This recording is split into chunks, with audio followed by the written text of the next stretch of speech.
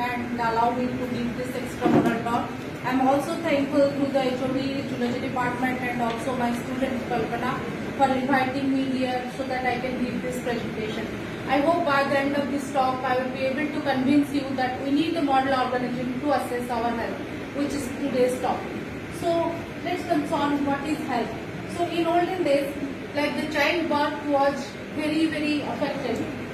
Many children they were dying, but the disease was not that much. But we have added so many things to the environment and also to our day-to-day life. The disease are also increasing day by day. Let's define what is disease. So when we talk about disease, it can be of two types. One kind of disease which occur at a particular part of the body and which occur at a particular cause, or the other type we don't. So this is a single cause disease. Whereas if we have to talk for the heart attack, which is a cardiovascular disease, we don't know the cause of it. It's in a very broad sense, it can be a wider region behind it, and then we suffer from this cardiovascular disease. So we can further classify it into different types. One is a acute disease which occur very rapidly and it also disappear also very rapidly from our body. One of the example is the influenza. We get influenza quickly and also it gets away from our body when we take the medicine. So this kind of disease are classified as the acute kind of disease. Now in contrast to that we have chronic disease. Chronic disease are the one which we suffer from very long time and it also takes also long time for us to cure. So when we talk about a chronic disease, minimum it takes 1 year to get infected and also to get it cured from this disease. So this is what we call as a chronic disease. Now we can further classify the disease into very specifically so that we can come across a cure for such kind of disease. So just take the first one, just the physical disease. So a physical disease occur at a particular organ or a particular area of our body. If such kind of disease occur, then we call it as a physical disease. Next, infectious disease, just like the coronavirus. So the disease which causes any infection, infectious disease. Then we have non-infectious disease, just like people who suffer from brain disease or mental disorder. So this cannot be transmitted to the next person.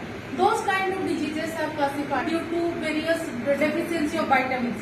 One of the example is the scurvy or night blindness. If we take the medicine and then we can get it cured by such kind of disease. In contrast to that, we have neurodegenerative diseases, just like the Alzheimer and Parkinson's. So these are the diseases which affects our brain and then causes the death progressively. So these diseases are considered as a neurodegenerative disease. Then we have genetic disorder, which we inherit from our parents. Suppose our parents have a defective gene. We get it from our parents and then we suffer from it. So that is called as the genetic disorder or genetic disease. One of the example is the Usher syndrome. This disease is very common in America. So 3 to 5% of children they suffer from this Usher syndrome. So when a child born, it is perfect. They can see the things normally. But at the time when they reach at the age of 10, they loses the vision completely. So this is what called as the due to the deficiency of a gene, the photoreceptor or the eye cannot maintain its function properly and then the child become blind. So these are the genetic disorder. Then we have degenerative disorder, just like cancer. So which occur over progression of time. We take something defective lifestyle, we suffer from those kind of disease or heart attack. So those are the degenerative disorder which occurs with the progression of the age. Then we have social disorder, which just like some people they take the drugs. So this is considered as a social disorder. So these are the types of the disease that we can classify. Next we will see how the disease occurs in our body, what